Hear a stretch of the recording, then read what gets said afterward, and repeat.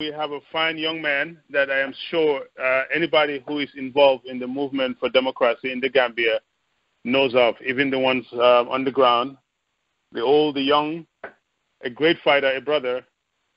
Mr. Pa Samba Jow, welcome to the conversation. Thank you so very much, Mr. Krubally, for having me. Thank you. Coach, I think it will be funny to ask you to introduce yourself to the Gambian people. But needless, everybody knows you by the name of Coach Pa Samba Jow. The coach, we all kind of suspect where he came from. I just want you to take a moment and just tell the people, who is Coach? What part of the Gambia are you from? We know you're from the Banjul area, but it's so interconnected over there. And, you know, somebody who doesn't know you, just introduce yourself to that person you just met. Well, thank you. I am Pa Samba Jow. Pa Samba Sadaga Jow, to be exact. I am the son of Awolo and Lamin Jow, and lived in Serakunda, New Joswang, for most of my life until my departure to the United States. And I am also called Coach because I happen to be a soccer coach, a name that I was given at the age of 11, which pretty much triggered my interest in coaching. So this is who I am, pretty much, definitely. Thank you so much. Coach, obviously you said you're very, very involved in Gambian soccer, which we're going to talk about just a little bit. Now, Coach, yesterday I was speaking with a colleague of yours by the name of Sana Sala, and I asked her about you, and I said, you know what, I look at the Duga people, and I see Coach, I see Hussein Mbenga, strong personalities that believe in things that they just don't wake up and believe in something. It's something that it's almost in your blood. How do you work with these people? How do you convince them to do something or not to do something? Give us an idea. What got you going? Because you said at the age of 11 you were involved in soccer. You're so involved in soccer and music and other stuff. How did Coach, this big human rights fighter, not only for the Gambia but for Africa as a whole, because we know that you go to a lot of these other human rights activities, in the DC area.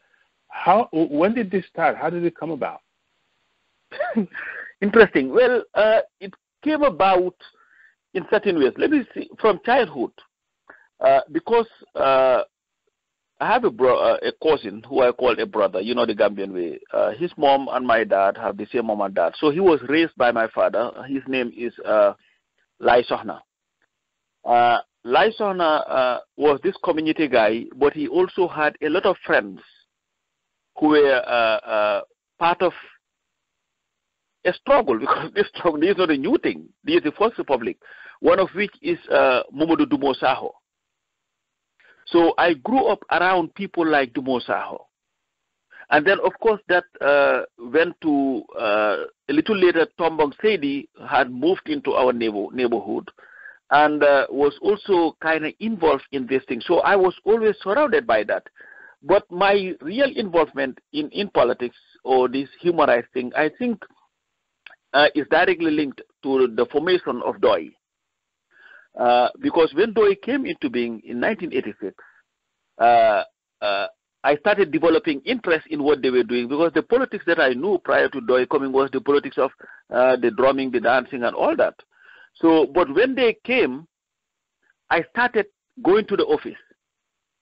I started talking to people like Khalifa, people like Sehandao, people like Babukar Sise, Samsar, Sidian, all these people. So I started developing this interest. And coupled with the fact that I also became interested in what Amnesty International was doing. So that really got me into the politics of liberation, if you want to call it that, because the DOI politics was a different politics from what we had. The rallies, they would not have drums or anything. They would just go around and start, chanting, or, DOI would be having a meeting today at this place and people will come out. So it was a different thing. And then developing a very close relationship with Khalifa and the other DOI members also, I think, helped in molding me into the person that I've become today. So I don't know whether that's a correct answer to give, but that's how I feel this whole human rights thing came about. Good. I mean, that's a great answer, because I just want people to understand that, you know, this fight that we're in, it's not something that many of us just woke up and just decided to hate the Jammeh or his style of governance. I want people to understand that this is something, it's a fundamental belief that the people are going through, and something that have started before Yahya, because Yahya himself, one of the reasons people have somehow connected him to, you know, be a product of Doi, and did listen to them quite a bit, which gave him a better understanding of, you know, I guess a hatred towards the Forced Republic, which is the PVP regime. Now, Coach, you talked about, you know, this fight that you're in. Let's be honest, and I know this is going to be tough. The fight that you're in has cost you a lot. You were a young man who was very involved in soccer, very well connected. You came to America. You could have done something, study, and become this great, go back and become a great person. I think a little over a year ago, you lost your brother and you were not able to go over there. This fight have cost you a whole lot. Talk about that. Yes. And does that sometimes put you in a position where you're like, it's not worth it, man. I've lost so much, and maybe I just need to quit and just become a normal person and be able to go and see my family back home and the funerals and all that stuff? Well, yes, it is true that it has cost me a whole lot. Like it has cost a lot of people a whole lot. But the way that I look at it sometimes is, okay, you know what, at least I am in a country that is democratic. I can say whatever I want to say. What about those that are languishing in jail? That gets me. But there is something that really cements my belief in what we are doing. Because prior to coming to this country, I remember when Jammeh took power, I was one of very few people who were opposed to his regime, and were opposed to it, you know, openly. But something really captured the seriousness of what we were up to. And this was August of 1994. After Doi had decided that they were going to challenge the regime when they issued Decree Number 4, which banned political publication, political discussion, and political all these things. And decided that now they were going to make a decision where not to avoid liquidating the party, that Sidia and Khalifa would become the custodians of the party. So everybody else was just going to disengage, sorry. And that was not that bad until they got arrested. I remember when they got arrested, I had just finished coaching a Nawetan game. And then one of the guys was, Coach, arrest nature guy, because the person was listening to BBC Focus on Africa. I said, arrest nature guy, and Khalifa. And I remember taking a taxi from LKA school all the way to the bureau. And when I got there, funnily, Amisila looked at me and started laughing. I'm like, what's funny?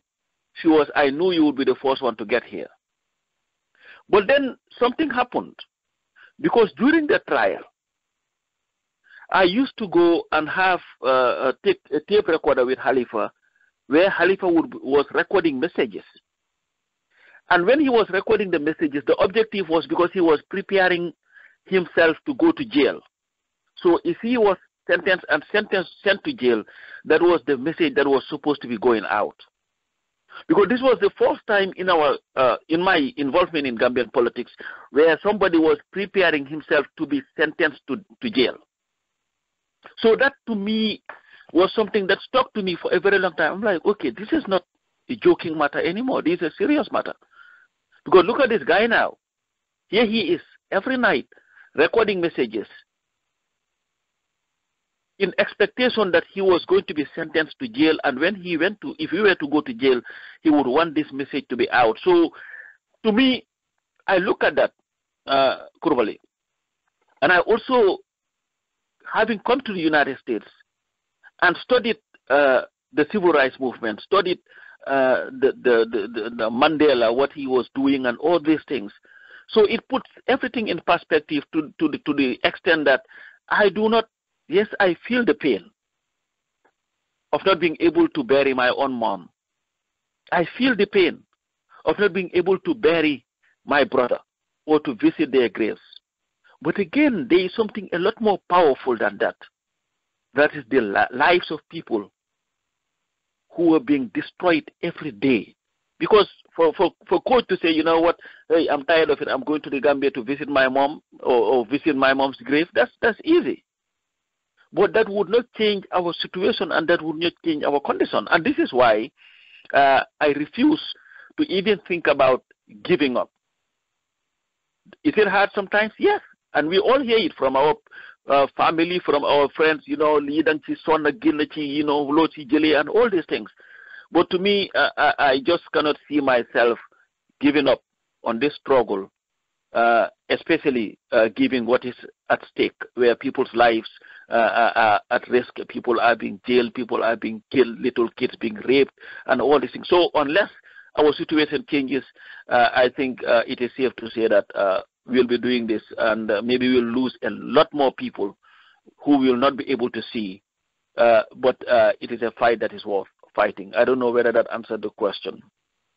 I agree with you. It is definitely a fight that is worth fighting for, because you know, I'm also of this same belief. You know, that you know, this is beyond me. It's beyond you. It's beyond my immediate family. It is about a nation.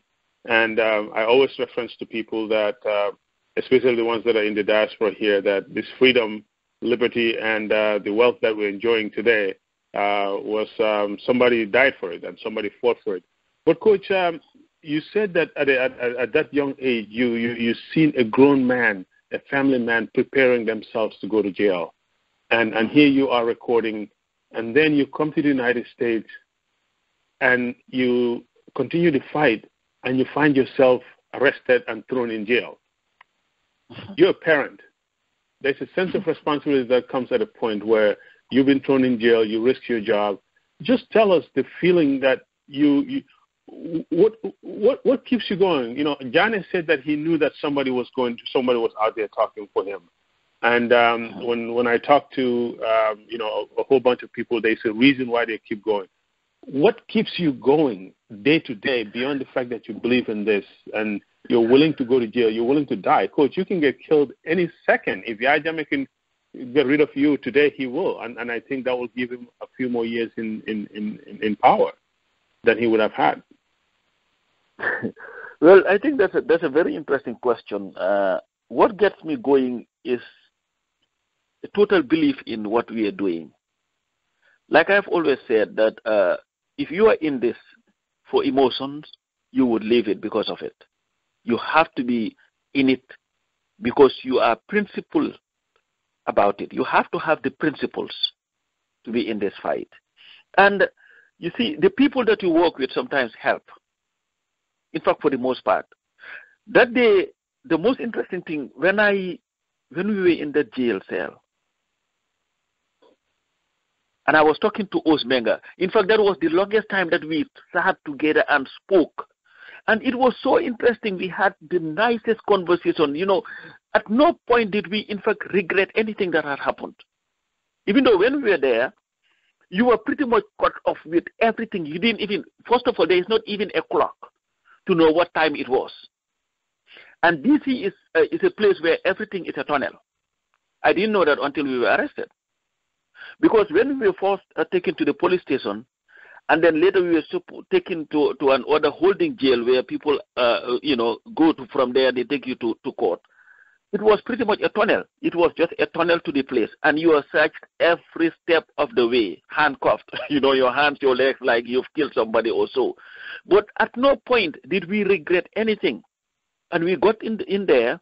You have to sleep on a steel plate bed, I remember asking the lady, ma'am, can we have a pillow? And she was, you know what, this is not a hotel. I said, all right, great. So I took my sneakers and have them as what you might call it, as my pillow. And unfortunately for us, I slept before him. So I snored the whole night so he could not sleep. You know, the food was terrible. And you would wake up at the middle of the night, and if you see a guard and say what time it is, and they will tell you 11 o'clock at night, you're like, damn, you have to be here till another 6 hours to be able to go to the court. But at no time during that period was there any iota of regret. Because to us, even though we had no contact with the outside world, we didn't know what was going on, we didn't know what people were saying or anything. I had somebody else handling my Facebook page and doing that.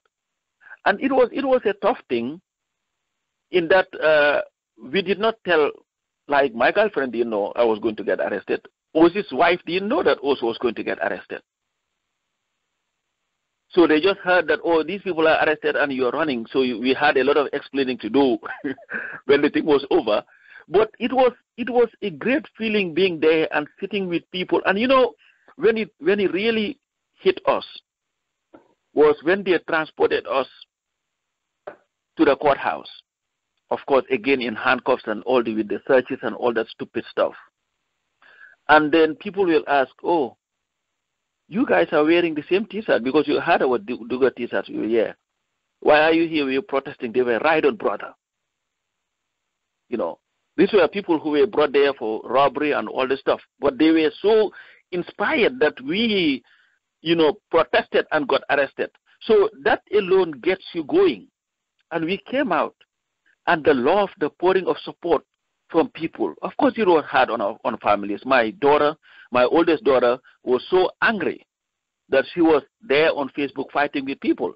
My younger daughter is a little bit like me in activism, in that, and it's not something that I influenced on her, because see, you know, when a kid gets their own their first car, they're always very protective of it. Yes. You got a car. Her brother bought her the car on her 18th birthday. Then I saw the sticker of Human Rights Campaign at the back of the car. I'm like, okay. I'm like, well, yeah, where did you get this sticker from? Oh, I went to New York with my auntie, and I saw these people who were protesting for gay rights. They gave me this thing, and I support them for what they're doing. That's why I have it on my car. So to her, she understands this whole notion. But again, what keeps us going again, Krubally, and I know that's what keeps you going, is the plight of our people. Because regardless of how hard we have it, we had the chance, Sohna, myself, and Os, call it prisoner 35, 36, 37, that's what they were calling us. We had the chance to go before a court that was fair and independent. Something that Alhaji Abdoulaye Cissé is not getting in the Gambia. Something that Amadou Sane did not get in the Gambia. So if you look at it from that angle, then really you know that you're not losing anything as compared to the people who are suffering daily and are helpless because they live on the tyranny. Yes. Thank you. Thank you so much. I mean, that says a lot, and I think it brings it home for me, too, when my son had a project at school, and he decided to speak on the type of government. And when he finished writing his paper about dictatorship, and when I read it, I couldn't be much prouder, given the fact that he understood what a dictatorship was, and one of the biggest dictators on the face of this earth's name was there as an example of what a dictatorship is. That moment you just couldn't buy. And obviously, you know, I hope that, you know, the pass on that the Khalifas did to you is something that we will continue to pass on. But, Coach, you talked about Khalifa making that recording with you. He was ready to go, knowing that someone is going to fight. Johnny, the same thing. It has to do with trust. And to me, there is something that is in Duga, which is trust. When you were going, you believed that you were going, but somebody was out there fighting for you. Oh, yes. And I think in most cases in our communities, or especially in African politics or even fighting. We fear that. We see a lot of our political prisoners in jail, and we don't see the fight for them out there. Can you talk a little bit about the importance of having that trust within our circles to ensure? Because I think that is one of the missing pieces to take us to Banjul. Because today, if we're all to go to Banjul, some people will be like, oh, someone not going to show up. When we get there, someone going to defect. What is the importance of that trust that you all have in Duga that keeps you going, that makes you want to sacrifice your life and your job to go to jail? Well, the trust is the key, because we had a very, very close-knit group, and we were also very honest to each other, very, very honest. Because that was the time when the Seifals, the Matars, the Jainaba and M and all these people were part of the group. But it was like a close-knit, group where we'll debate issues. But at the end of the day, it was always done with respect. And when we talked about this process, because our being arrested, the process started in February. That was when we started planning it. And we didn't get arrested up to October, because we wanted to make sure that everything was done the right way. We studied the impact that it could have. We people like myself went back to study even the time when Randa Robinson and others went and took over the South African embassy, and that resulted in the arrest of all these big name politicians and activists and all this to bring the South African problem to the TVs or living rooms of Americans. So we in fact went and also consulted a lawyer who told us all the implications of what we were going to do. In fact, she was there when we were arrested. But we also knew that as we were being arrested, because we asked, everybody wanted to go to jail, but not everybody was able to go to jail, because some of our members have jobs where you cannot get arrested because you have clearance. You get arrested, you lose your job. So those who could volunteered to be arrested. And we were there, and we knew that us being there, we trusted. And that was the case.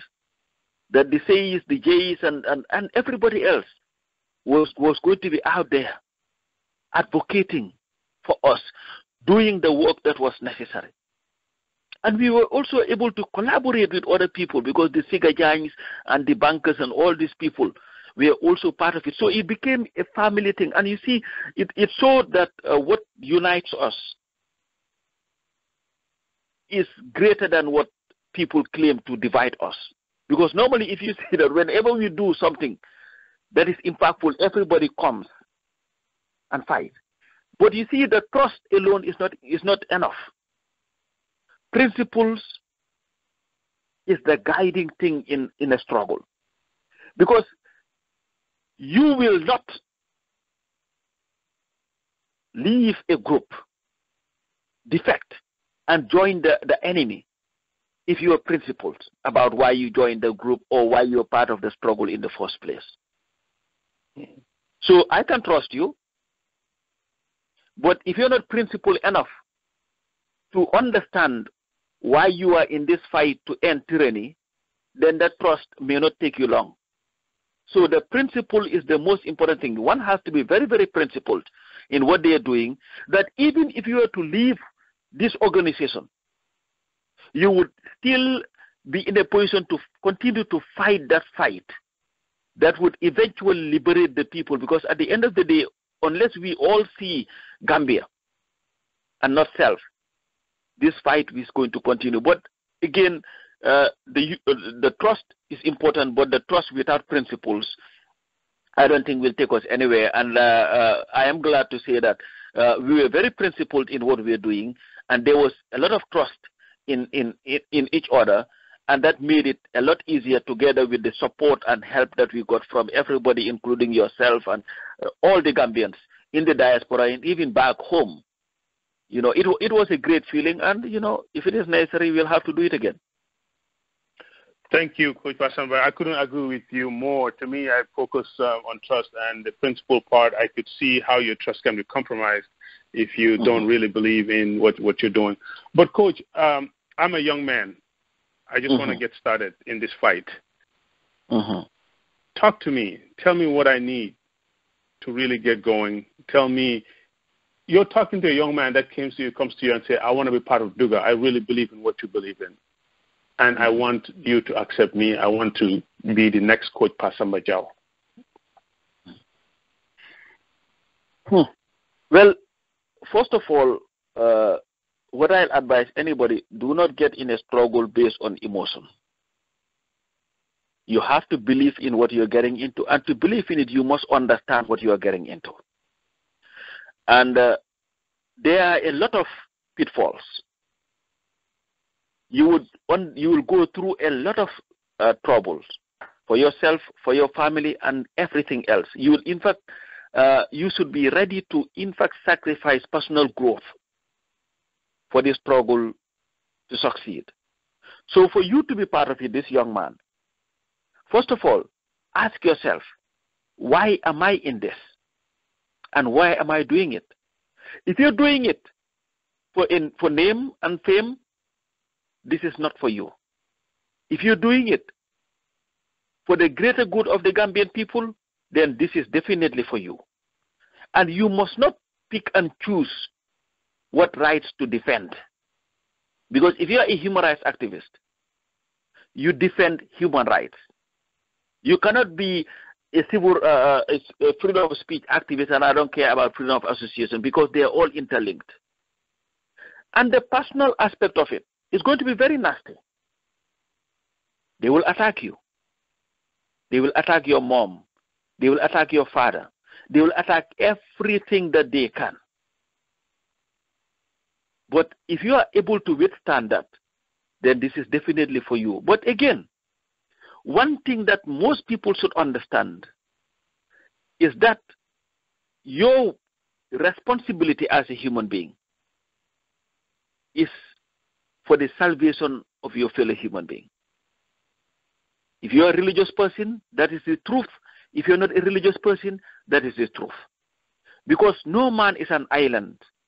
And you cannot also feel that, you know what, I do not care. No. You must care. This is why it is the responsibility of all Gambians to participate in this struggle one way or another. Because you, the young man, you have a future.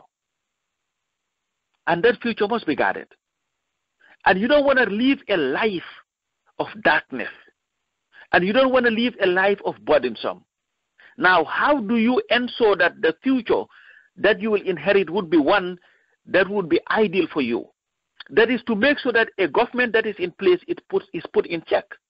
That is, the taxes that are collected from the people are put into the productive sectors of the economy, so that you'll be able to be somebody tomorrow where you do not even have to take the back way to be able to help your parents. But you will have a government that will create opportunities for you to be able to have a job and a decent living, honest living, where you will be able to build a family.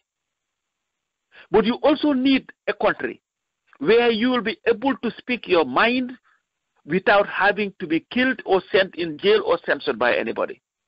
For that to happen, you cannot sit around and allow somebody else's rights to be violated without you saying anything. So meaning you have to participate in the process. There is something that Karamba always says, and I like that politics is not a spectator sport. It is a participatory sport. Everybody must participate.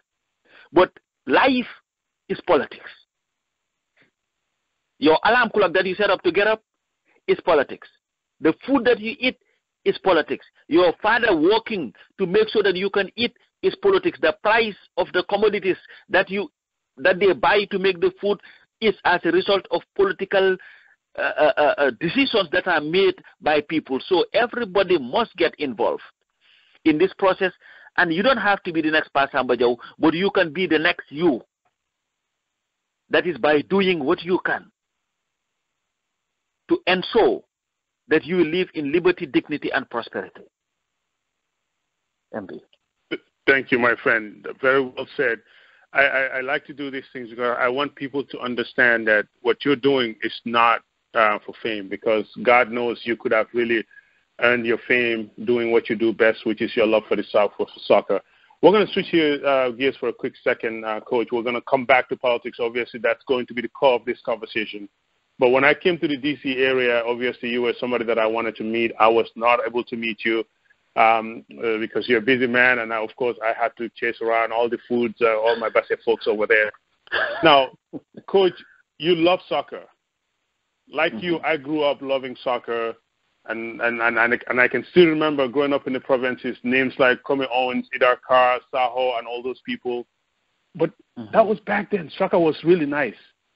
And there was no politics in soccer, but now our soccer has been so polarized. As a coach and a human rights activist, where do you sit with politics getting into soccer, where now even the soccer in the Gambia is so politicized? Well, it is a sad thing to see happen, and they have destroyed not only soccer but sports in the Gambia. You've talked about soccer. I was lucky to have lived in that great place called Basse, and to see the MPEs of the world, the Mane Kundas of the world, I think the Kute Jombulu and all those, other teams that they had. It was a great thing. But there was no politics involved. Now, the only time that the commissioner was involved in this, maybe if the commissioner was invited to give the kickoff. But if the commissioner wanted to support a team, the commissioner can do that. But there was no involvement directly where you will say, oh, you know what, I am PPP or NCP, this is my team. But that was never the case. The GFA, how they used to elect presidents of the GFA. There was no point during my time in the Gambia where the government was directly involved in the selection or election of a GFA official. I remember when I was a young boy with Fleming's Football Club. We were playing at Box Bar Stadium. The Sonobis of the world were those that were with the GFA. The M.I. Jallo of the world, they were people with the GFA. Now, the Ministry of Youth and Sports had something to do with the GFA, but there was no political involvement whatsoever. Our football was our football. I remember when Obi Konate was running for GFA president. He didn't have to call a minister to say, help me. No. I was an official of Fleming's Football Club. He called me. I was at work. And I got a call from Obi. He was, coach? I'm like, yes. He was, I want to have a discussion with you. Can you please come to my office tomorrow? I said, that's fine. What time? He said, I went. I sat in his office. He was, the reason why I called you here is I am planning to run for the presidency of the GFA. And I want your team to support my candidature or my candidacy. I said, that's great. You've done so much for the game. And I think you are qualified to be the president of the GFA, but I'll go back to my team and talk to them about it. And when I went back and spoke to my team, we voted for him as president of the GFA. I remember that time, Boramboj might be listening to this. He used to have talking sports. I think it was on Tuesdays or Wednesdays, where I was this crazy guy who was always challenging the GFA, the Keba Yoromanes of this world and all these people. We'll go on the radio and duke it out. At no point had any politician ever come and said, you know what, you cannot talk about this, or this is going to affect us. It was not there. I even remember when Buba Balde dissolved the GFA. People were angry. I was interviewed by the Daily Observer. Rodney Sear was the journalist then. We were camping. We had a first-degree coaching course at the Independence Stadium hostel. He came to me and said, you know what? It was Rodney Sear or Lamin Cham. What is your take on this dissolution of the GFA? I said, well, if you go by the GFA constitution, I was this crazy guy about constitution, thanks to Doi. Section was such and such and such gives the minister the power to dissolve the GFA, but he would have to appoint an interim body that will run the GFA until at such time where we'll vote for a new committee. And guess what? We demanded that we wanted to write a new constitution so as to have a lot more autonomy from the government or the ministry. We did that. I remember when they had that panel, I came there with a file of this section, Nila Waraneka, this section. Everybody listened to me. When we were ready, it was our own GFA constitution. We went to elections. We voted for people that we wanted to vote for. Politics was never the thing. Listen, there was no political involvement. The only time that politics had anything to do with soccer was during Youth Week, when they used to celebrate Jawara's birthday. And I remember my friend Bua Balde, 1994 Youth Week, in Mansa Konko, I was coaching Serakunda West. And he came to me and said, Coach, that was the closing day. You know, Coach, another players in the land, then you were like a line pull match, send like a delegation be. Pull Jawara the forage statement. And I looked at him. I said, Bua, if anybody told you that man, I would be standing in the sun for Jawara Pulmota House, if you Nakalachura, see podium with the address, then you'll believe that. I'm not going to do that. That's fine. So I went and sat there. Of course, people who wanted to marched. But that was the Gambia they had. There was at no point any political interference. There was what we used to complain about more. The people who were influential, who had big teams, used to influence who was going to be selected in the national team or not. But it was never about Jawara calling somebody or the vice president calling somebody or the minister of sports telling people who is supposed to be the president, who is supposed to be the coach, and who is no. Yeah. That was never the case. And I can tell you, MB, even the coaching courses that we are going on, the Gambia National Olympic Committee or the GFA, they would work with FIFA independent of the government and bring these coaches. They would do their courses, and I don't even remember them visiting the president or anybody else. Maybe the minister, and that was it. Wow. But it is sad that our football now has been so politicized. And the dangerous thing about Gambian football, and this is why I feel so sorry for Sangdong, is that we had some false glory. Because in their attempt to satisfy Yaya Jammeh and his crazy people, they engaged in this overage nonsense that they were doing. Yes, we won some tournaments. And when we did that, the expectation of the Gambian people had risen so high, and it would never match the reality of what we have. And this is why any coach that comes there fails. Because people are expecting a lot more than we can deliver. And when we win, it's Jammeh's winning. I remember when we went to, what's the name of the place? When we went to Peru for that World Cup and defeated Brazil, he was in New York saying that, yeah, the guys in the diaspora, they are here lying, saying that they defeated the Gambian team, all because they hate me. When the Gambian team defeated the Brazil, which was a lie. And I can tell you this, during that time, even though Jammeh's hand was in politics, I swear, and there are a lot of people listening, we in DC here, the DC soccer team, asked Star Sanyang or Dawda Njai or any of these people. We raised money. In fact, we had a fundraising party. Raised money for the team. Dawda flew all the way to Miami to help with the team because the boys where they could not even afford a lot of things. And these are the things, Jammeh has his way of acting as if he is solving everything because he wants his name to be in everything, but the players do not even have what they need to survive. And that was us who did it, and a lot of other people. So our football is a sad football now, especially given what it was before. It was great.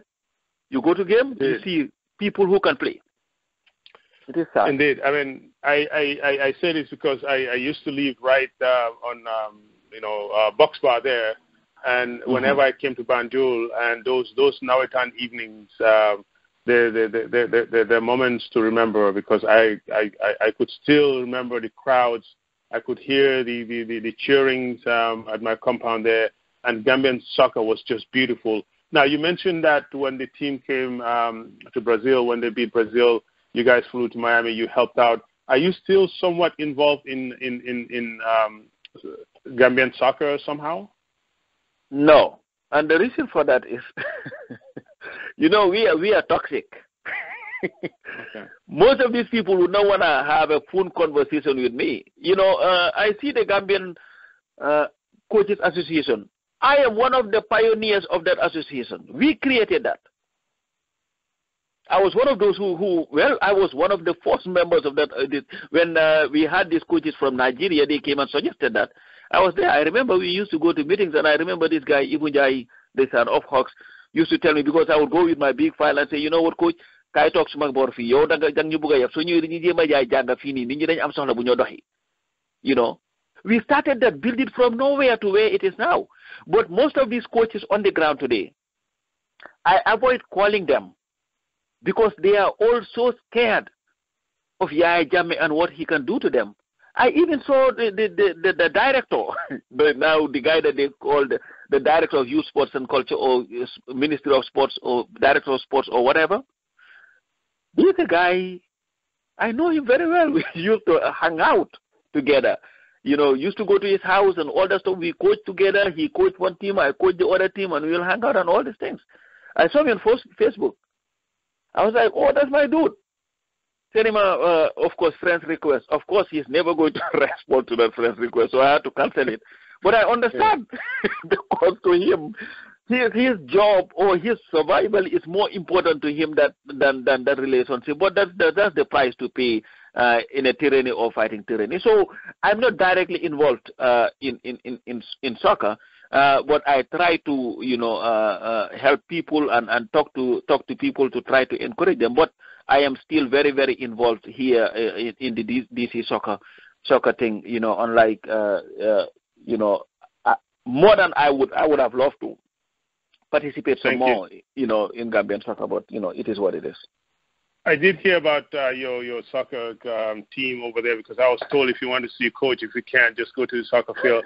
And I understand you have quite a few Basset stars on your team there that without them your team will not do well, but we'll talk about that another time. But, Coach, mostly in soccer, when people are involved in soccer, it's for the love of the game. The politics comes in and obviously, pollutes everything.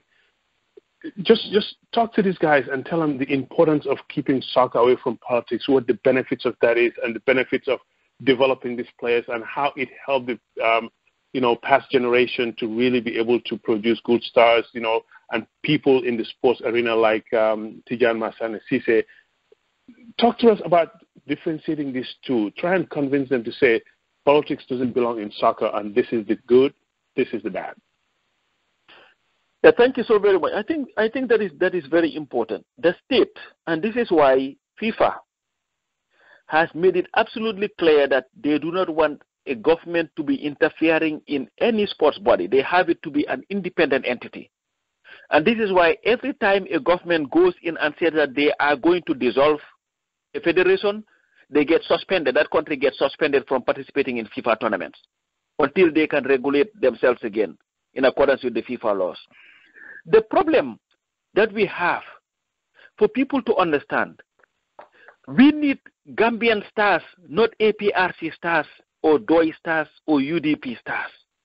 We want people who will be able to carry our flag and know that they are doing it for love of country, not because of their allegiance to a party or not. Gambia of the 80s, the 70s, or even before that, and a lot of people who are listening would know this.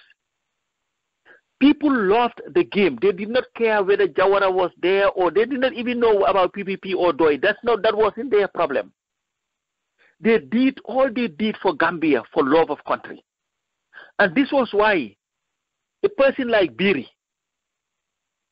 would jeopardize his international career for the country. Because what Biri used to do, he would, if the Gambia were to play, let's say next weekend, and he had a game this weekend, he would deliberately take a red card so that he will be able to fly to the Gambia and play for our country. And he would do it. He would pay his own money. He gave me a story that one time he was traveling for holidays to the Gambia with his family. When he got to the airport, the Gambian national team was traveling. They said, you know what, we are not leaving you here. You have to go with us. He was, but I am coming to visit my dad. They said, no. So he had his wife and his son, Monjai, to go, and he joined the Gambian team and traveled and played with them. Biri was an icon. He was not seen as a PPP or a DOI or anything, even though he might have a party that he supported. But because of the absence of politics in our sports, people had sports heroes. Today, our sports has been reduced to nothing where everybody, even if you have a contract outside, you have to praise Yaya Jammeh for it. And look at the failure of our national team. There was a time, yes, we had serious problems with finances for our national team, but we were able to sort it out. People loved the game. People loved the country. Today, everything about Gambian sports rests on the hands of somebody who cannot even kick a ball, Yaya Jammeh. Yeah. They have to beg him for him to give them money for the team to travel. They have to beg him so that they will be able to pay allowances. When all these things were supposed to be taken care of by the federation. And because of the injection of politics in our sports, this is why today the sports is not what it used to be. I see pictures of a 4th division game, and you'll be able to count the number of people who are watching. When we used to travel, you will walk as far as you can to go to the Independence Stadium or go to Box Bar Stadium to watch the games, where the whole week you'll be discussing the game that was played or debating the game that is to be. People love the game, every aspect, every level, from primary school to secondary school to high school to 3rd division, 2nd division, 4th division, to the national team, Nawetan, you name it. And it was for love of game. People did not expect anything in return. They just wanted to play for the Gambia. They just wanted to play for Walidan. They just wanted to play for Flemings. They don't wanted to play for MPE, Basse, or any other team. Just because people know that you can play.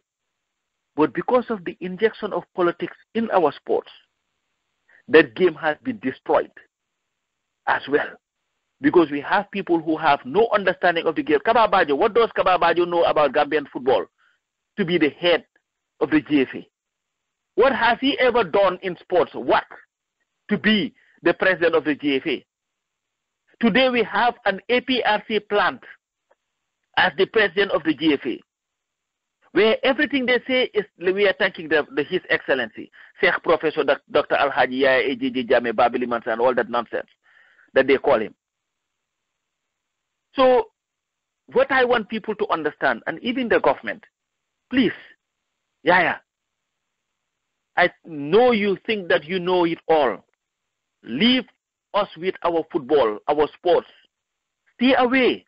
Let people who know take care of the game for the better interest of our country. And if you do that, we'll continue to see the results that we used to see. We used to compete with any team in the world. Yes, we didn't have money. But the only team that used to give us problems on a regular basis was Senegal, Ghana, Ivory Coast, Sierra Leone, Mali, Nigeria, you name it. No team had ever dominated the Gambia in Africa, or West Africa especially. None. We had the talent. So we just want people to understand this and use people who have played the game. Give them the opportunity to run the game for the benefit of all of us. That way, we can all collectively celebrate the glory that is earned. Because we can have glory if we have competent people running the sport.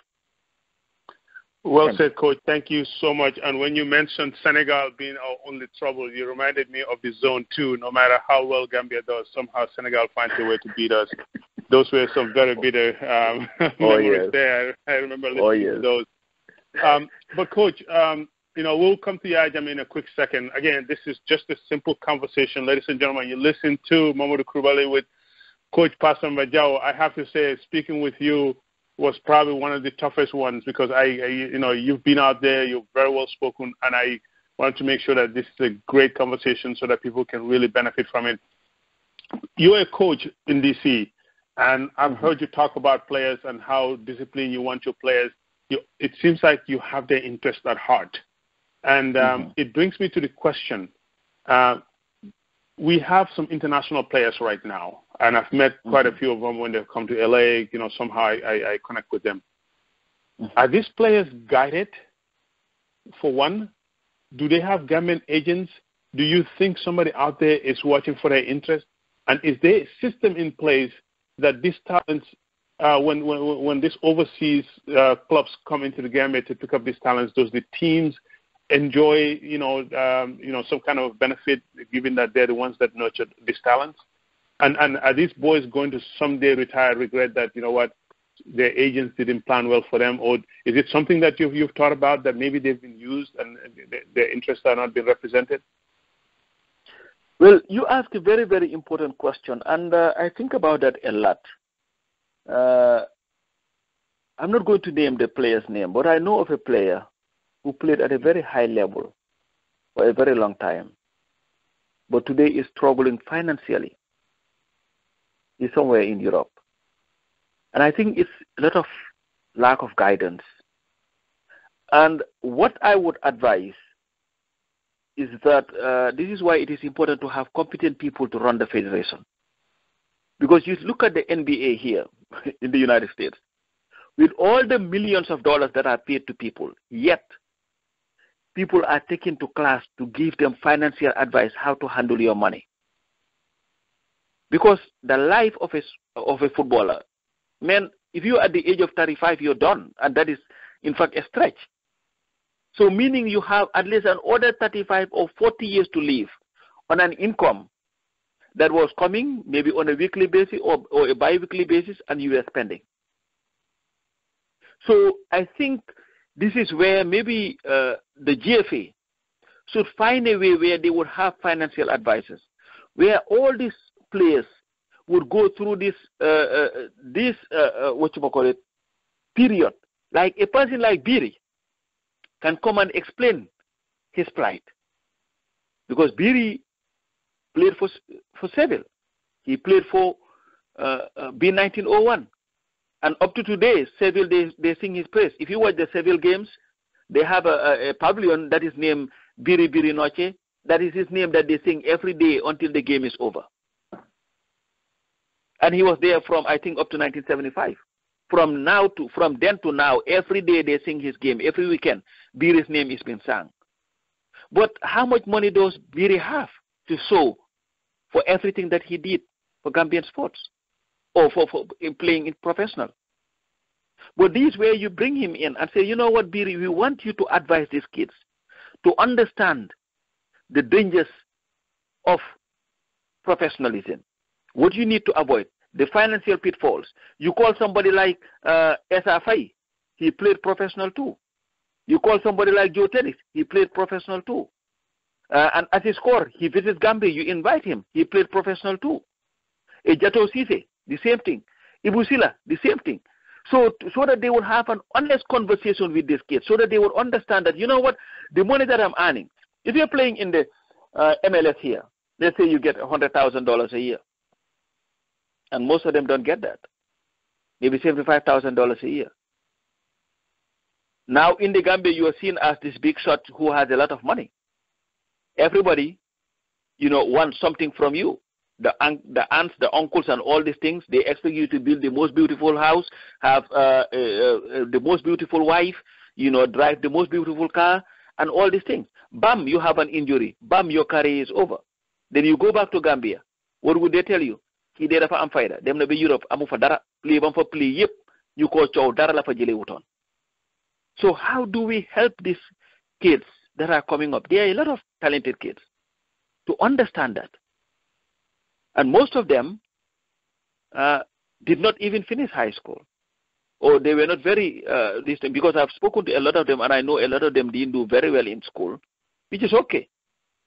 So meaning that you've lacked that intellectual capacity, and you've also lacked that guidance to be able to save your money. Now, the question about the teams, now, fortunately, the teams get money when they sell their players. And one team that has been doing very well in selling their players abroad is Real de Banjul. Every time you check their Twitter handle or their Facebook page, they're talking about every 3 weeks, 4 weeks, they're talking about a player that is going somewhere on a trial or has been signed and all this. So they get they get money to be able to build their team. That is why now it's one of the biggest teams in that country. Now Walidan, they're asking for crumbs. So I think, this whole thing boils down to management, where you have a GFA that would be able to guide these people. And then we have Gambian agents too, the Kaba what's his name? Kaba Sisi.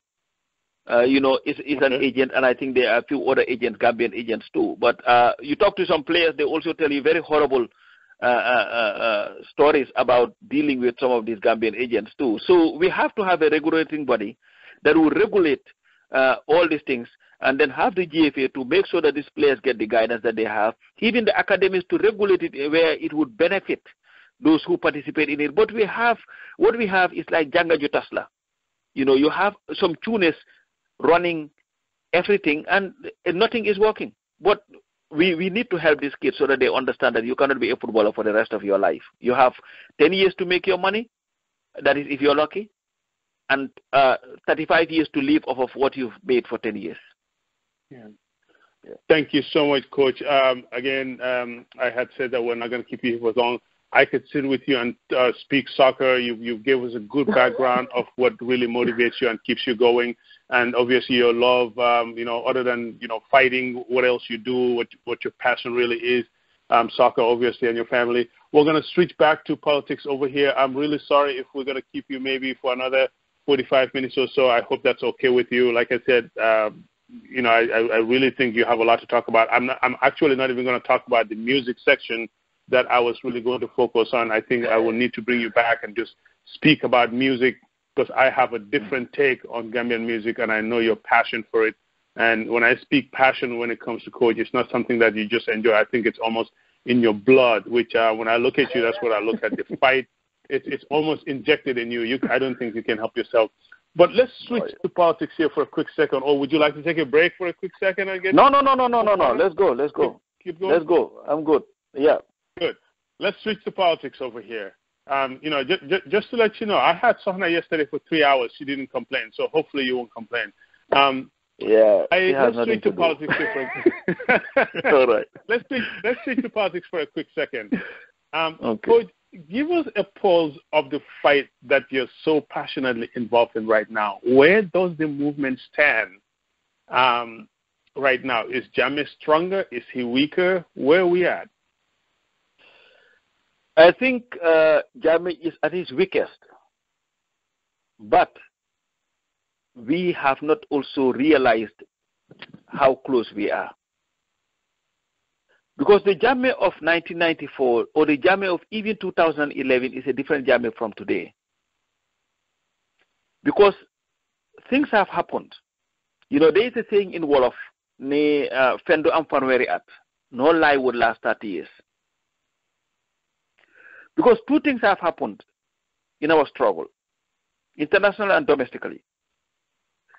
Jammeh's lies about what he was going to do for Gambians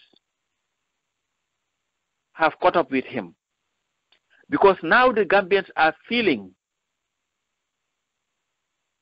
the mismanagement of the country's resources. Gambians are now feeling how bad this government is.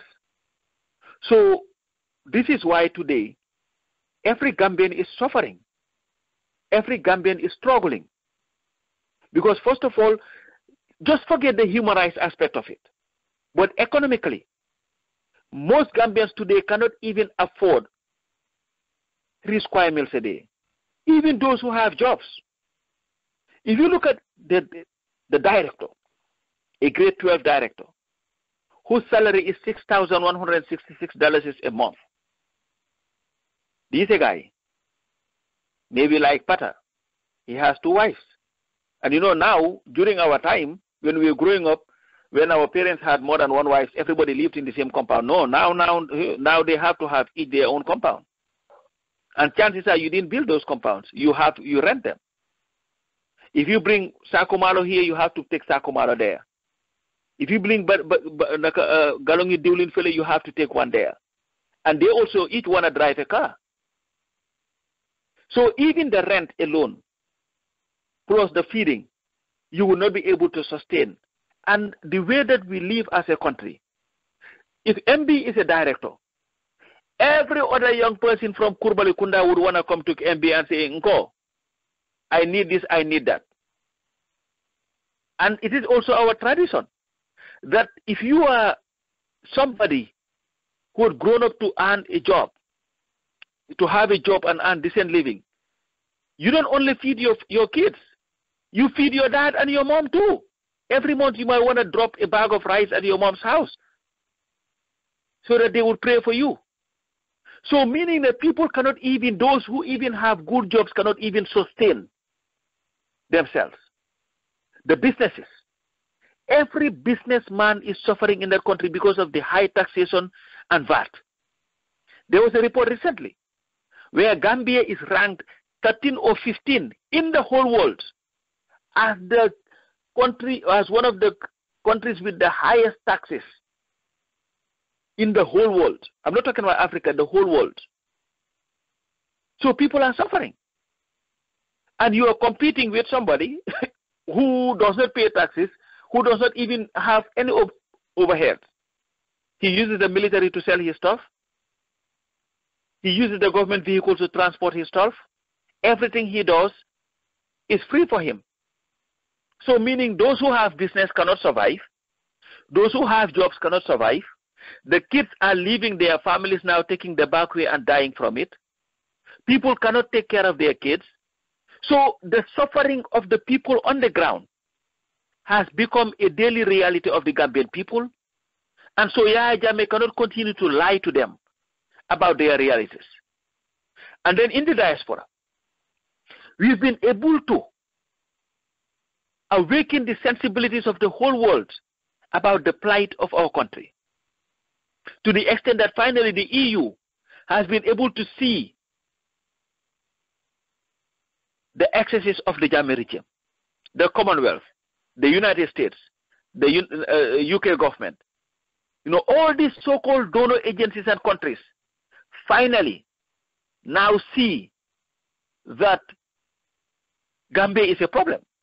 So meaning, while the Gambian people are feeling the hit in the Gambia, Jammeh is feeling the hit in the diaspora. So meaning Jammeh is very weak because he does not have the support that he needs. And what we need now is for us to push harder. Let's not be discouraged. Let's not worry about the attacks and the insults and all this. They would come. They would lie about people. They would lie about lie about our parents. I saw somebody wrote a report that I abandoned my father and my mom until they died. My dad died when I was 15 years old. And all that nonsense. But all these things would come. And then I think we are like you to answer the question, we are extremely, extremely close to finishing this job.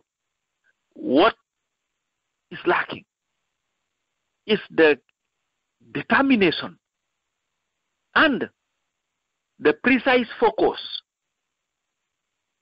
on the prize to be able to achieve our goal of ending our predicament. But I am 100% convinced that we are closer today than we've ever been, because Yahya Jammeh is at his weakest. All it would take is for us to be determined to kick him out, and he will be gone. Thank you so much, Coach, for that answer. You're definitely right. I think he's obviously weaker, with the understanding that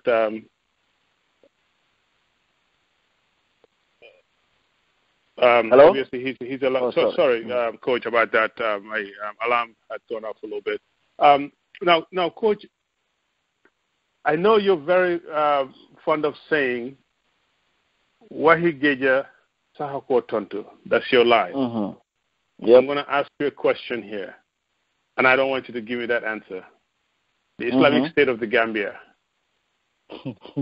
When you first heard it, give us your reaction, and what does that mean to you, and why do you think Yahya decided to pull that trick out and declare us as an Islamic state? Well, to tell you the truth, when I heard it, that was not, I didn't consider it Wahigeja. I took it very seriously. Good. And the reason for that is because there is precedence where Jammeh would make a declaration, on constitutional declaration, on lawful declaration, and the declaration becomes the law of the land. So I took it seriously, and I believe that every Gambian must take it seriously. I'm not one of those who just dismiss it and say, you know what, oh, forget about it, you know, it's not going to go anywhere, because the consequences of the declaration are very severe. Because we live in a region now where this so-called Islamic fundamentalism is growing at a very rapid pace. And one thing that Gambia cannot afford is even an iota of a Boko Haram activity. We cannot handle that, and we must not handle that. And the reason why I'm also very worried was that this came at a time when we saw people in the Gambia going and saying that they were going to unbury or dig out the graves of those that were Ahmadiyas, who were buried in graveyards in the Gambia, something that we've never had before, where Ahmadiyas were considered to be non-Muslims to the extent that somebody think that it was okay to go and dig out the grave of somebody because that person happens to be an Ahmadiyya. So that is a serious matter to me.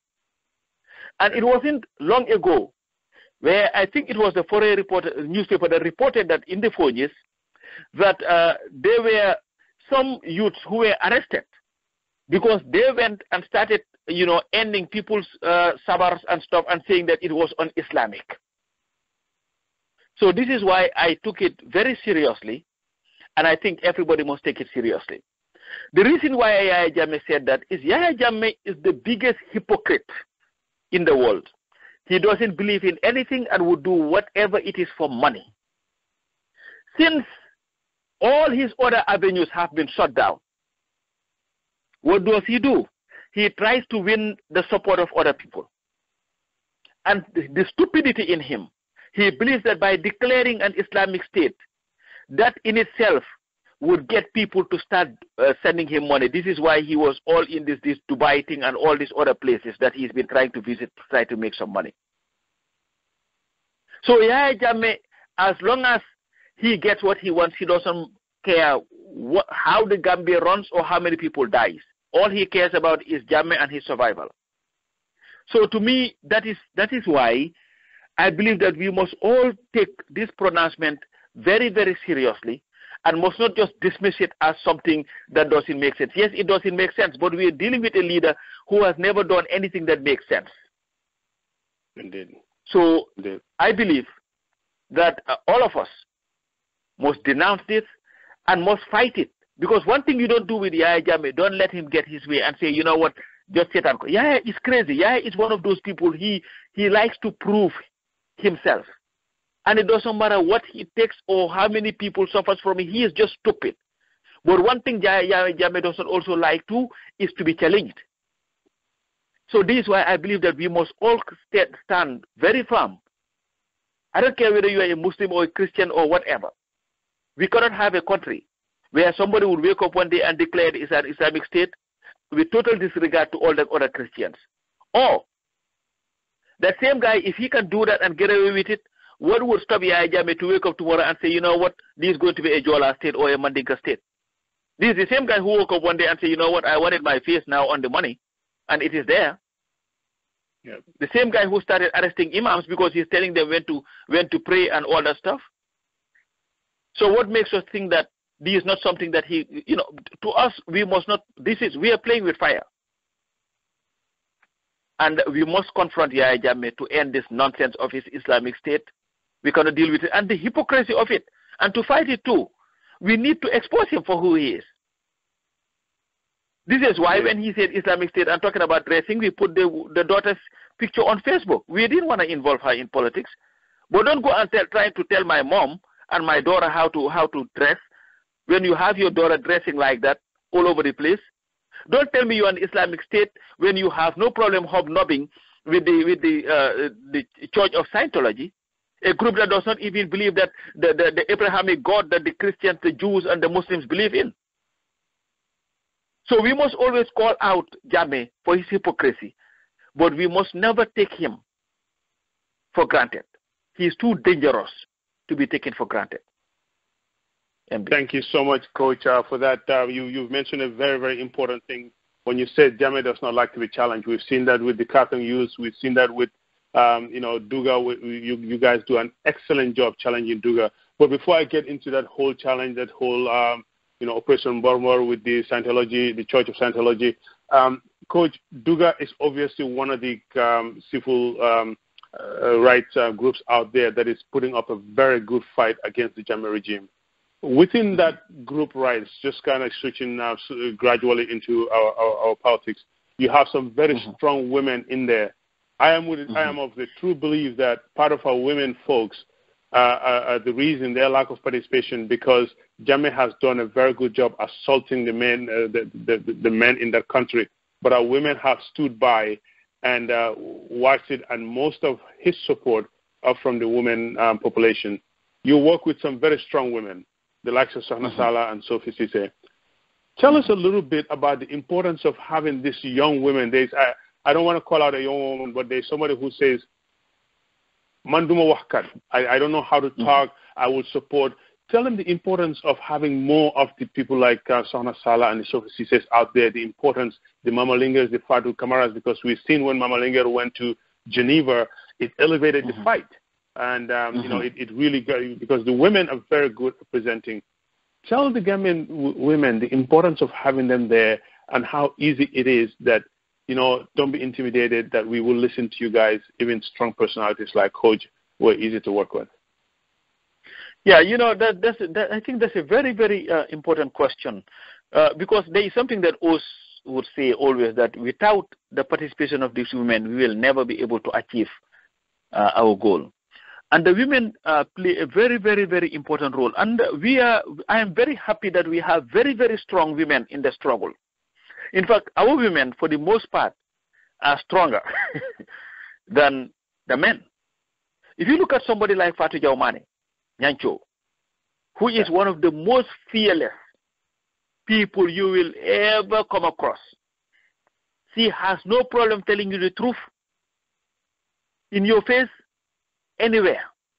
She's just like that. I've seen her go to battle with the Yahya Jammehs of the world, or even our opposition parties. I've seen her one time go to battle with OJ. That was the most interesting thing, to the extent that Khalifa was the peacemaker between OJ and Fatou Jaw Mane. These somebody who challenged Yahya Jammeh to the extent that they were waiting for her and say as soon as he got to the Gambia they were going to arrest her, which they did, but they could not break her down. You look at people like the Sigajans of this world and other very dynamic, strong women, the Naijobates of the world, the Tuko Jalos of the world, the Sophie Cisses of the world, a lady who I call Sophie the Energizer Bunny. This is a lady who is active with the NAACP, who is going around tutoring kids, who is working very hard for education of black kids in this county, who works with the Africa Advisory Group, who works with the GAA as the public relations officer, who is helping people who are sick, need medical care, you name it. She has a family too. But she would find the time to add the struggle to it. Because Sophie is the busiest person I've ever known in my life. Book club, you name it. She was trying to get me into a book club. Everything she does, community work. Just today, there is a text she is sending out about somebody who lost a child, trying to help solicit help for that person from the community. She does this. Anybody who has a problem in the community, you call her. But she found the time to also participate in the struggle. So Hannah, I cannot say enough. I don't want to get her head to be too big, An other dynamic person, extremely dynamic, extremely focused. Hadi, her sister, the same thing. You talk about the safe files of the world. I call her I think she is the biggest organizer in the world. If you have in your group, you have I think the PEP has gained one of the greatest assets in her. She would organize. Her sister, Geneva, the same thing. You mentioned Fatu and everything that she's brought to this struggle. Resilience. You mentioned Mama Linger. Resilience. Tukulorsi. Umi Andrus, a lot of people, Aita Sar, you name them. We have more women, I believe, in this struggle who are daily competent than men. Of course, we are louder. You hear us talk every time. But these women, the Juka sisters of the world, the J sisters of the world, I would have to forget somebody. But their participation is extremely, extremely important because you know what they're saying? Hey, I have a life. I don't mind going to club. I don't mind spending time with my husband and taking care of my kids. But I cannot sit and watch my country being destroyed, my people being killed and be silent about it. Look at Hadi Njai. Hadi speak of Njai. Every protest, you will see her with her 2 kids. The husband, I know Hali. The reason why Hali is coming to protest is because of Hadi. Hali was interested in nothing but football and all that other crazy stuff. But today, Hadi would make sure that the whole household follows her to the struggle, to the protest. And these are people who are going to say, you know what, hey, I want to live my life. I do my half-year guy live here and all this other stuff and don't worry about other things. But no, because of love for country, they would put everything aside. The Nene Bojangs of this world, a whole lot of women. And wherever you see them, you see hope. And this is why you look at, even in the Gambia, somebody like Amisila or Foreya Doi. He is one of the first women to have been arrested and put in jail by the First Republic and the Second Republic because of her political activities. Who is a gender activist. Fatubara Singh, Tambajang. The job that Dr. Aissatou Trace and her partners are doing in enlightening our people, educating our people, the young women, the Fat Sanyangs of the world. So we have a lot of dynamic women who are in this struggle, who are young too. Fat Sanyang is young. She could have said, you know what, I don't care. I will just go, look nice, go out with my husband, fiancé or boyfriend or whatever, and don't worry about this. There was time for it. But no. She spends her time every day fighting for the liberation of our people, like all the other women in our struggle. So this is why I believe that the women, you are the nurturers. There is something in you that is very unique. I'm going to borrow from Osi and sound like I'm a philosopher. You have the capacity to, in your womb, take something from nothing until it became something really big, kicking you with all that pain. You bring that child out in pain, but start smiling as soon as the child is out and crying. Happiness. Nurture that child. Guide that child. And any country that lacks that nurturing is not going to survive. So the only thing that would salvage our country is not a Halifa Sallah, Ousainou Darboe. No, it's the women. They may lead, but without the women, you're not going to get anywhere. And this is why we want to encourage the young women, the banners, and everybody. Continue the hard work. But the younger ones who are sitting there thinking about Amanbiri politics, Dugumachi, believe me, you want to have a family tomorrow. And as a woman, you want to nurture. As a woman, you want to protect your kids. For that to happen, you have to fight for a society where your child will not end up being kidnapped and lost. because of a wicked regime. We can change this, and we can only do it if the women participate in it fully. Thank you so much, Coach. Very well said. I said it's because obviously we've all heard of the PDOIS theme song where obviously they use the woman voice and the woman talking about how their kids are born no jobs. Why Jammeh is giving their kids 100,000 here and there, but at the end that doesn't solve the problem. So the importance, and I think we all understand the importance of the women folks fight. And I think the day that they really put their foot down would be the beginning of change in our country. You mentioned a lot of very powerful women over here, and I'm thinking maybe I need to have a women's week where I have speak to all these unique women. Great idea. I agree with every name that you mentioned except Tukulorsi. I think that's a whole totally different conversation, but we'll do that another time. Very strong women, great, smart, potential leaders. Why are we not seeing any women leadership, or will this be the year that we're going to see a woman candidate, because there has been a lot of women talk? But, Coach, most important, and I want you to be very honest, sometimes we have to be politically correct, but let's be honest here, is the Gambia, knowing our culture, ready for a woman leader or a woman president? Will a woman president defeat Yaya at the polls? Yes. If we ever, any political party that is wise enough to present a female candidate, that woman would win. I believe 100% that Dr. Aissatou Touré, for example,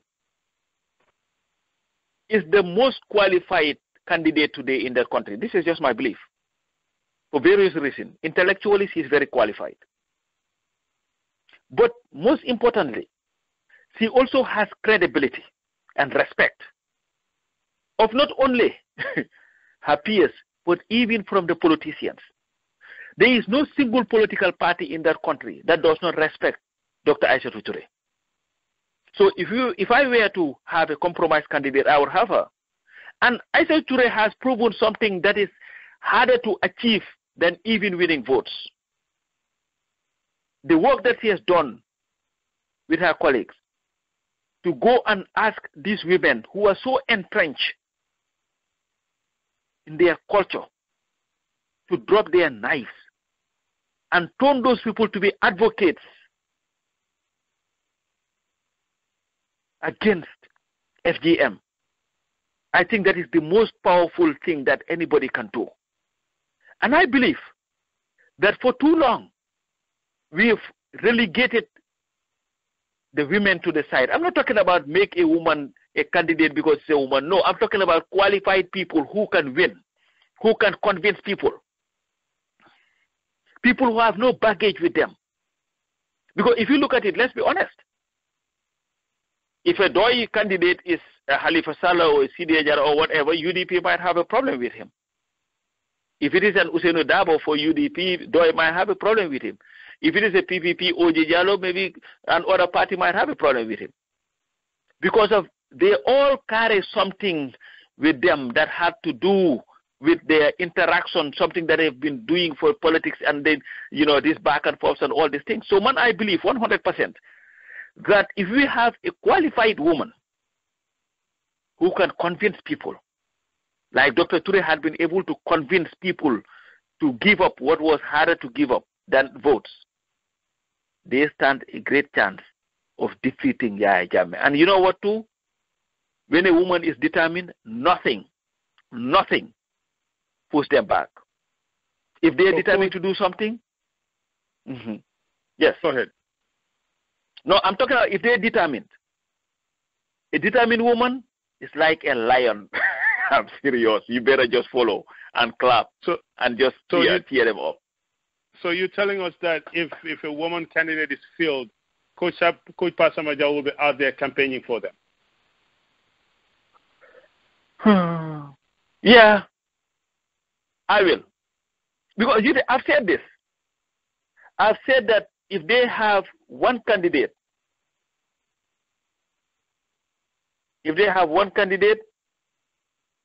I am going to swallow my pride and support whoever the candidate is.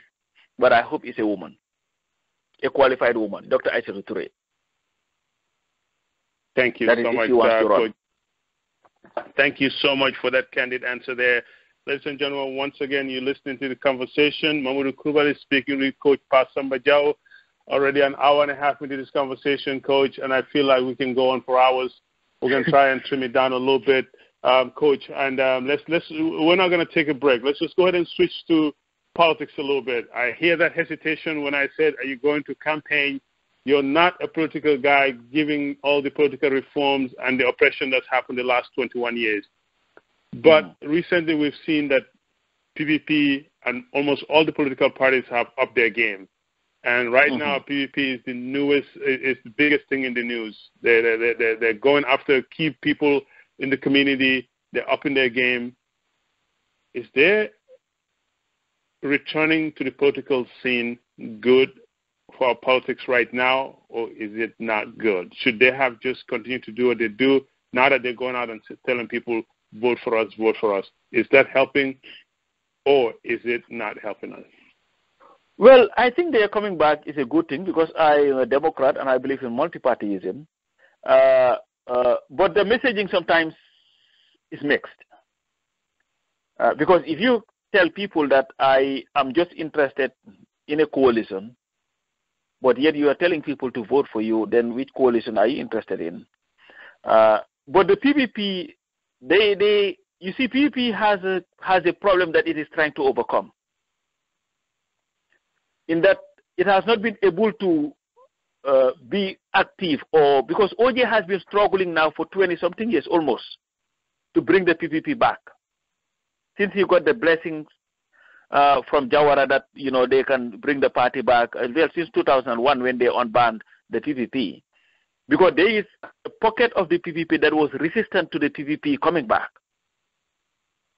And you could even see that during the NAT selection, when OJ presented himself as a candidate, a section of the PPP led by Yaya Cissé withdrew from NAD and said they were not going to support that candidate. So they went and joined the UDP coalition. So there's always been this battle, internal battle within the PPP. But the PPP too, the other issue that they have is there are two competing forces. I don't think the PPP is as popular as people make it to be. OJ is popular. There are OJ supporters and there are PPP supporters. And I think a lot of people are OJ supporters and not necessarily PPP supporters. It just happened that OJ uses a PPP platform. I don't know whether that makes sense to people. It makes a lot of sense. Yeah, because if OJ were to say, you know what, forget it, I'm done, that will be the end of that project. So, but again, I like OJ and the energy that he brings. I may not agree with his his message, especially when it comes to the PPP. But I like what he brings because there is one thing that he does that no other politician does quite as well. Is that OJ's connectivity with the people is unmatched because of his upbringing. Because I know OJ, I know of him from when he was a community organizer, having a soccer team, Kwame Football Club, you know, and the Youth Week thing and all that. So I've always known him to be a community guy. So people loved him, and he is a campaign cat. You know, you go to OJ and you go to he's sitting there campaigning with the people drinking attire up to 3 o'clock in the morning. And I don't think OJ can go to sleep before 2 a.m. in the morning anymore in his life. As long as somebody is hymning the attire, he will sit there and drink it with you until, you know, everybody goes home. He will be the last person to go home. Yeah. So he can always connect with people in the easiest way. And this is why whenever he speaks, people hear him.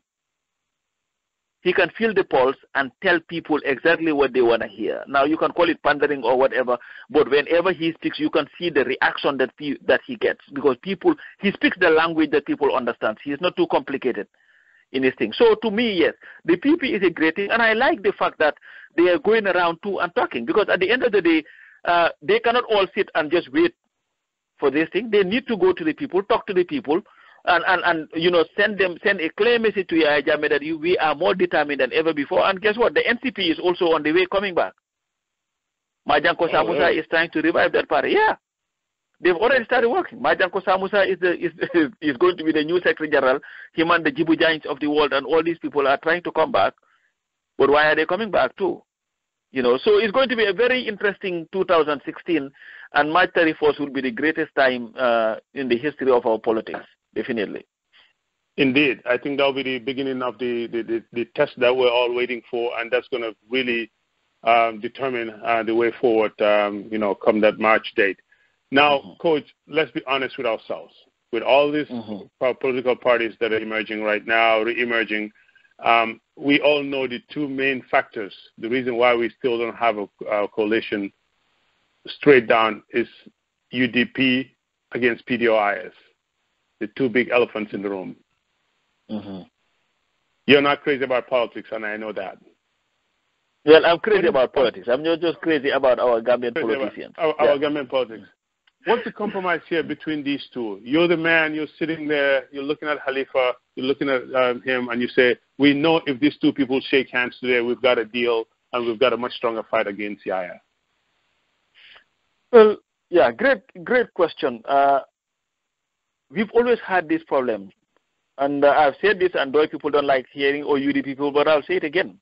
Like you said, our problem has been UDP and DOI agreeing to a coalition formula. One is considered the biggest party. One is, because DOI is more ideological than all the other parties. So, and this is where the clash comes, because DOI wants a program-led coalition, UDP wants a party-led coalition. But what I want, if I were to talk to these people,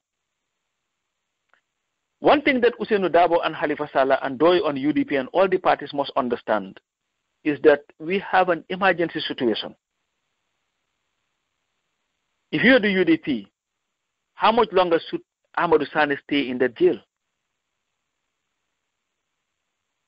If you're DOI, how much longer do you want Fourier to be writing about people who were detained, who have gone missing for 10 years, 12 years, 15 years? If you look at Ousainou today, he's tired. He's older than his age. You look at Khalifa, you look at Sidia, you look at Sam, you look at all these people, they are tired, they are older than their ages. You look at OJ, the same thing. Ahmad, the same thing. Now, what is the solution to our problem? Because at this current time, we do not have a UDP solution or a DOI solution. We have a collective solution to our problem. And for these parties to grow, let's look at DOI, for example. You've been a party that have molded a lot of people into who they've become today. A party that is known for enlightening people and doing all these things that you've been doing for close to 30 years now, with all the sacrifice that you've made, individually and collectively. But despite all this, you've not been able to garner the support that you know in a free Gambia you'll be able to garner, where you'll be able to have your own radio station, talk directly to the people. The UDP,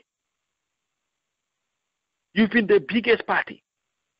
Ousainou Darboe became, in fact, Ousainou Darboe would go down in the history books as the first politician to have more than 35% of the votes ever in the history of our country. But with all that, you've seen your numbers dwindle from 35 or 36, sorry, to 32 to 23 to now 17%. And you know that you are popular. You know that in a free and fair elections you would defeat anybody. Amadba, I know you have political ambitions. But the biggest growth that you could have was 11%, and that was as a result of you forming a coalition with DOI. So meaning whatever 8% you had before, or 7%, and Jow is 5% or 6%, was what came together and made it 11%. OJ, you've been talking about coalition for a very long time. You've been trying to revive a party because you believe in the ideals of this party. You believe that that party is the party that made Gambia what it was supposed to be until Yaya Jammeh destroyed it. But you know you cannot succeed in bringing back the PPP. You cannot succeed in selling the legacy of the PPP unless and until we have this obstacle in front of us, that is Yaya Jammeh. So meaning that all these parties, I know you mentioned Jow and UDP, but all these parties are in the same boat. They're in the same cup. They're in the same fire. They cannot succeed unless and until Jammeh is out. And Jammeh can never be out unless and until they will all come together as a united front and confront him. Then what's the problem?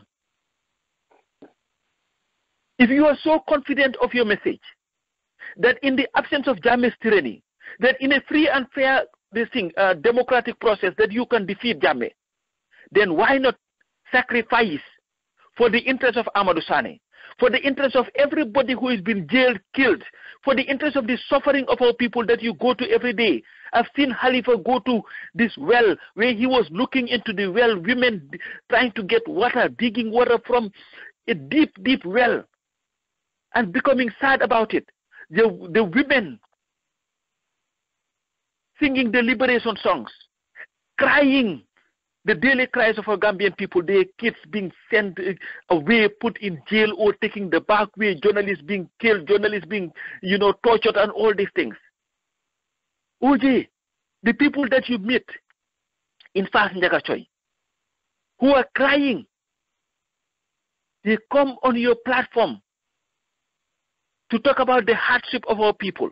I'm at the same thing. So we're asking you, in the interest of all these people, we are asking you to sacrifice one thing, that is your party platform, your party manifesto, your ego, and your desire to lead, so that Gambia would be freed, and you will definitely now have your legitimate chance, where the Gambian constitution will be amended or rewritten, where no restriction will be put on you, OJ, Amat, or Usainu, or anybody to run for an office in a free and fair manner, or fair election. So what we're asking you to do is just give us that, so that we'll be liberated. You will be liberated. You'll be free to sell your message. Even if you choose to say, you know what, I am done, I'm not going to participate in politics, then you'll be one of those, part of those Gambians that you'll be celebrating tomorrow and say, you know what, when it became so hard for our people, Ousseynou Dabo, Halifa Sallah, or OJ Jallow, or Ahmad Bah decided to give up their desire to lead for the greater interest of all Gambians. What is a Jow manifesto in a tyranny? What is a UDP manifesto in a tyranny? What is an Ahmad Bah's NRP's manifesto in a tyranny, or a PPP's manifesto in a tyranny? It will not worth anything other than what we could have done. We are asking you now to give your chance the opportunity to do it. Either a government in place, or even a viable opposition outside of government, where you will be free to speak your mind, have your radio stations. Even if you want to open your own TV station, do it. Educate the masses. Get the votes that you deserve in a free and democratic elections. So I believe, finally, that all these parties must understand this is not the time for partisan politics. This is the time for Gambians to put Gambia first, because we are not in a normal democratic situation where you have to look to winning an election, because without you collectively coming together and fighting for the reforms that you've been demanding and putting up a single candidate against Yaya Jammeh, there is absolutely no chance of you having even 20% of the votes, more so ever than having a very good representation in the National Assembly, even if you want to go that route, to be able to dictate the laws that are written in that country and what kind of Gambia we can have. MB. Thank you, Coach Pa Samba Jow. And I really hope, and I mean this, that surrogates out there will send this message, or let the chairmen and the secretary generals listen to your message, because this is a Gambian speaking from the heart. And this is the core of what I'm trying to do here, is to have the Gambian people talk to our leaders, talk to our governments, talk to each other, for them to understand it has been 21 years too long. People have lost their lives, little kids raped, people missing, the man has been reduced to nothing, poverty, the future, we almost are heading towards a cliff as a country. You've spoken to the leaders. You wake up tomorrow, you're going to hear the surrogates. You're going to hear the supporters. I want you, as somebody who this movement respects as an independent body, to speak to that young Gambian and tell them what we need to do, also as our responsibility to help end the tyranny in our country. Well, good thing. You know, the surrogates, I've been there, done that.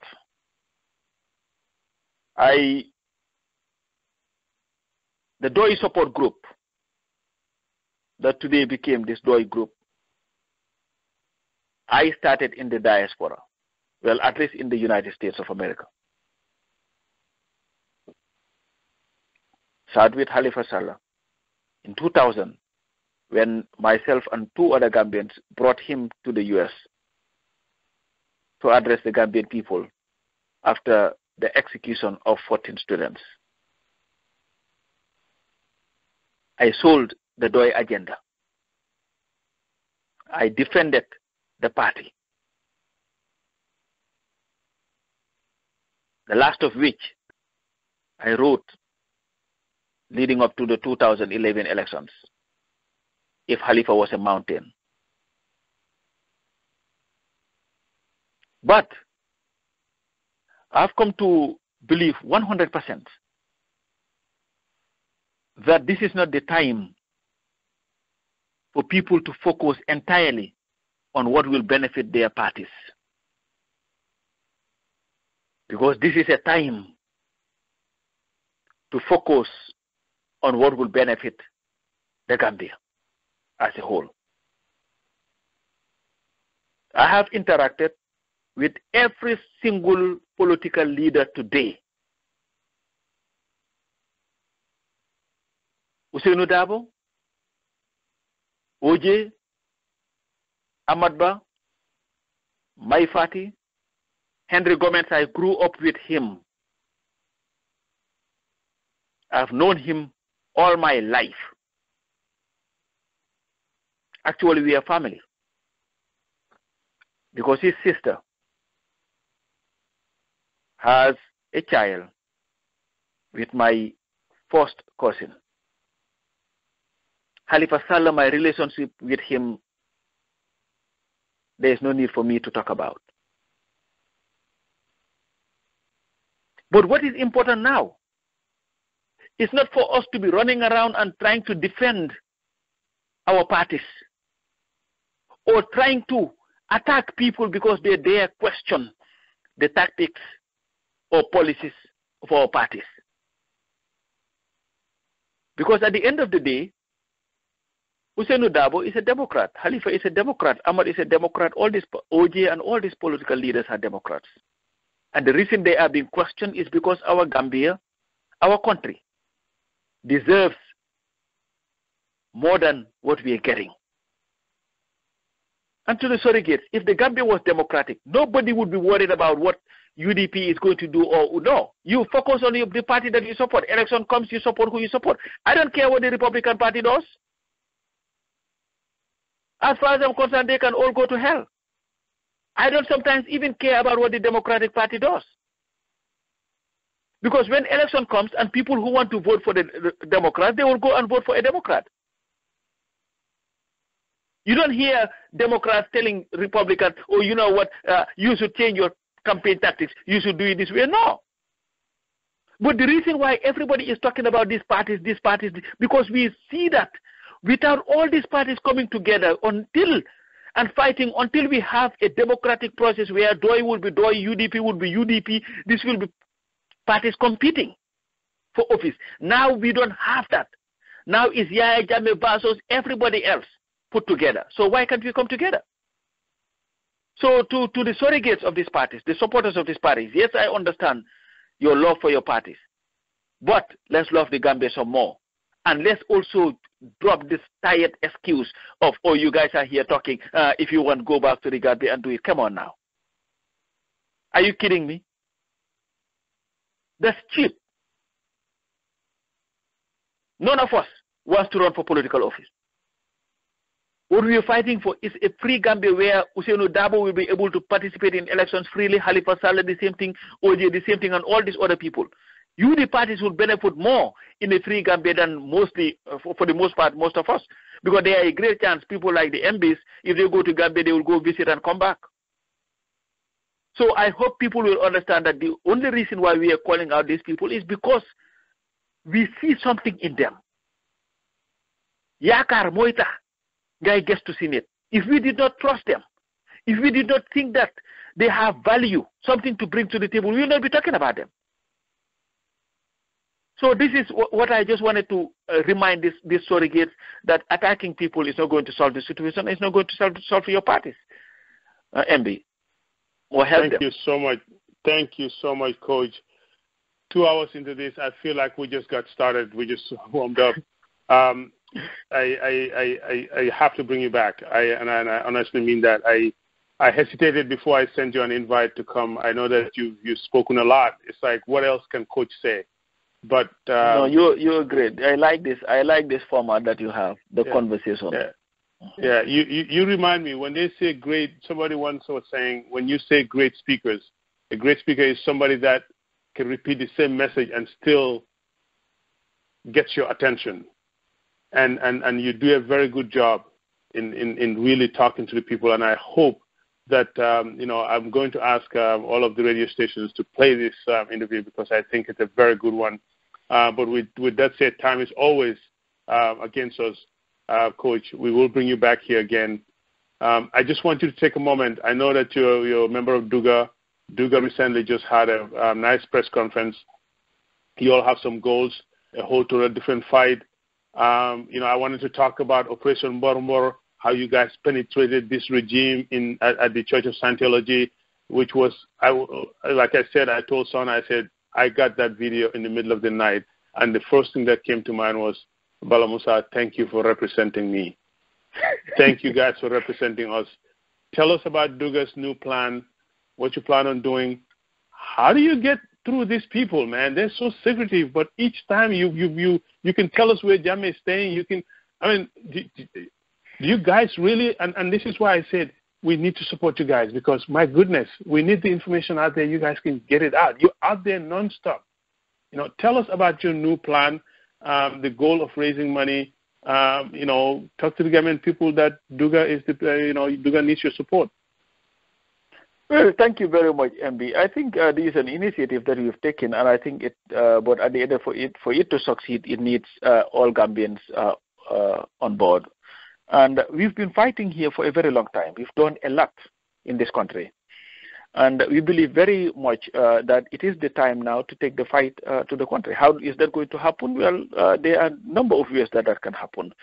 And if people have been following Duga's work, we've done a lot of groundwork in the Gambia.